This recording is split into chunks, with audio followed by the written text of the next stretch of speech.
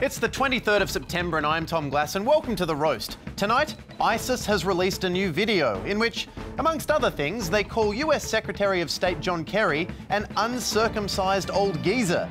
So congratulations, ISIS, you just successfully terrorised my mind.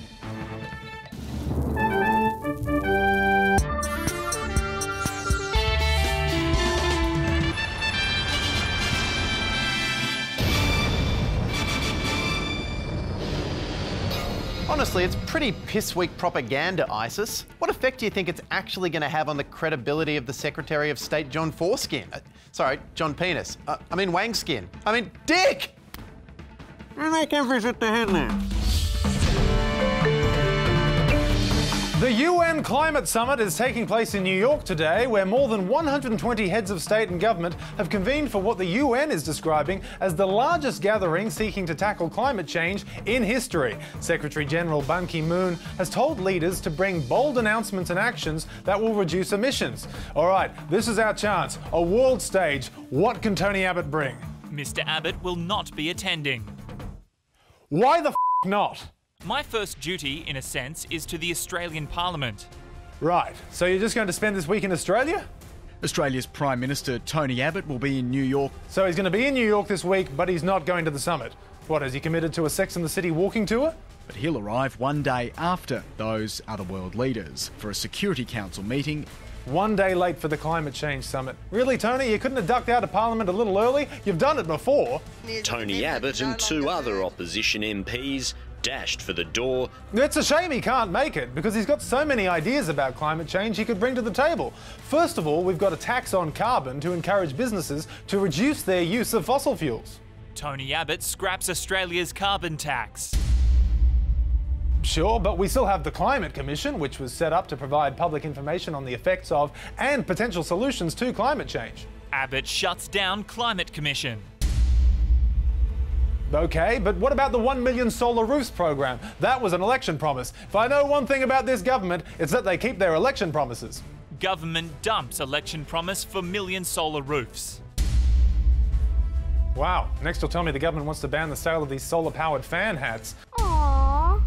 But there is one idea to save the environment the government could take to the summit: creating a green army of young people who will be paid less than the minimum wage to plant trees. Ban Ki-moon won't know what hit him. Now, while Abbott won't be at the summit to pitch that idea, to be fair, he isn't the only Prime Minister who'll be absent. India's Prime Minister also won't be attending.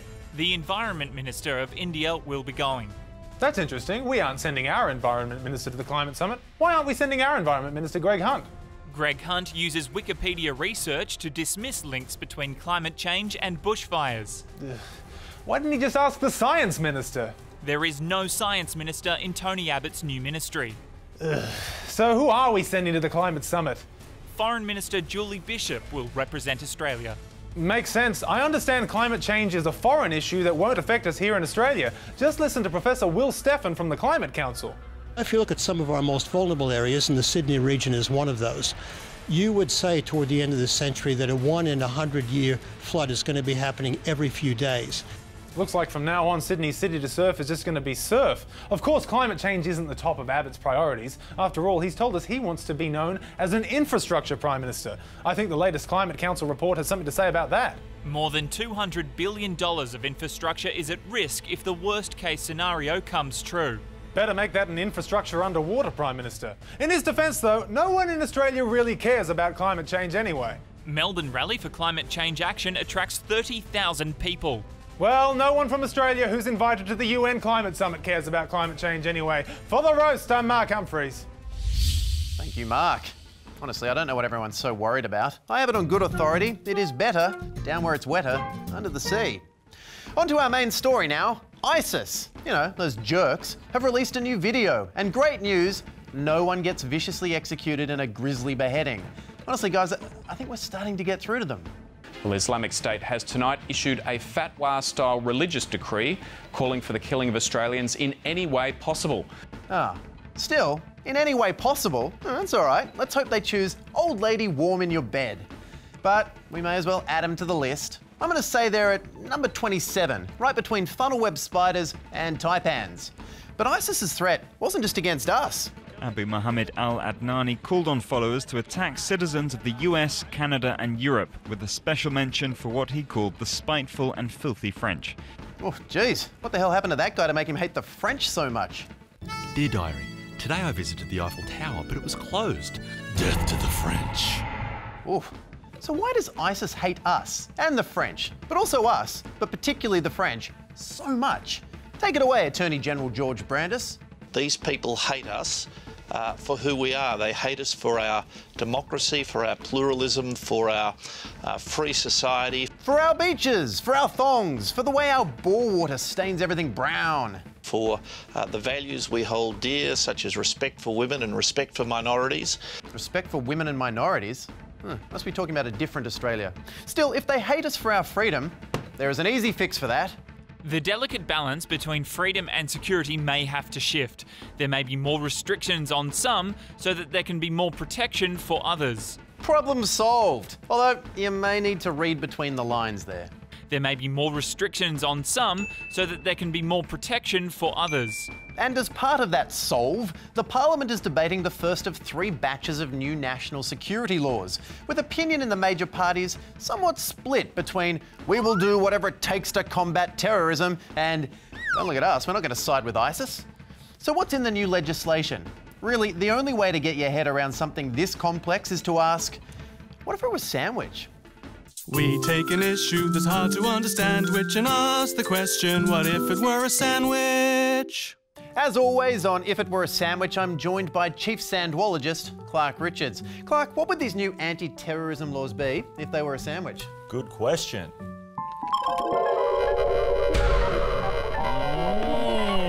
Yum yum. Well, Tom, we've always had some form of national security sandwich, but it was previously security at airports, keeping an eye out for bags that were ticking, and an acceptable level of xenophobia by Australian standards. It was your bog standard bologna sandwich. Okay, so what's in this new anti-terrorism law sandwich? You start with data retention rye. It's highly absorbent, stuffed with metadata, and requires telecommunications companies to retain customers' phone and computer metadata for 2 years. Every bite you've ever had is stored in that rye. Why? To keep you safe. Then we spread on more ASIO power mustard than we've ever had before, which will make it easier for authorities to be granted detention orders and give ASIO officers criminal and civil immunity from prosecution. It brings the heat and it gets away with it. So I don't think I really want this sandwich. You might think you don't want it, but the government knows you need it. But don't talk about it, because we're also adding cheese, which is kind of like Swiss cheese, but there are no holes in it. And that cheese increases the penalty of someone revealing intelligence operations to a maximum of 10 years in prison. What about journalists? I mean, won't that get in the way of them doing their job? Not if they don't mention Operation Cheese. So this sandwich is just cheese, bread and mustard. Doesn't really sound that good. What's the alternative? You and everyone you love will die. Maybe. Oh. And it comes with a healthy side of racism. Oh, well that's... we'll be right back. Have you ever used a sandwich as an analogy for a complex issue? What combination of ingredients did you use? Did you use one of those fancy breads that's fortified with vitamins for some reason? I don't care what the sandwich was a metaphor for. I'm just brainstorming ideas for lunch. We'd love to hear about it at the Roast TV or hashtag RoastTV. So the federal government is introducing sweeping new powers to protect the Australian way of life. Whatever happens, Australia should remain a country where people trust each other. And everyone agrees Australia should remain a country where we trust each other. Unless you're on a plane and an onlooker gets freaked out that you're drawing a cartoon with the word terrorism on it, because then you're going to get hauled off that flight by the federal police before you can explode a cartoon bomb. Or unless you're at a football game and an onlooker reports that you're using your phones in a manner that they have deemed suspicious. For example, being sober enough to actually hold the phone steady. Or unless you're a senior Muslim cleric trying to board a plane because you're going to miss your flight getting your baggage searched for 2.5 hours, which will make for an especially tedious episode of Border Security. Or unless you're a Muslim woman who has been targeted in a series of hate attacks, including one victim who had coffee thrown in her face while she was stopped at traffic lights. What was that thing Brandis said about terrorists hating Australia's respect for women and minorities? But look, what can I do in my daily life to ensure that people don't draw menacing cartoons or perilously photograph football games? As we go about our daily lives, we can keep an eye out for anything that may seem unusual or suspicious.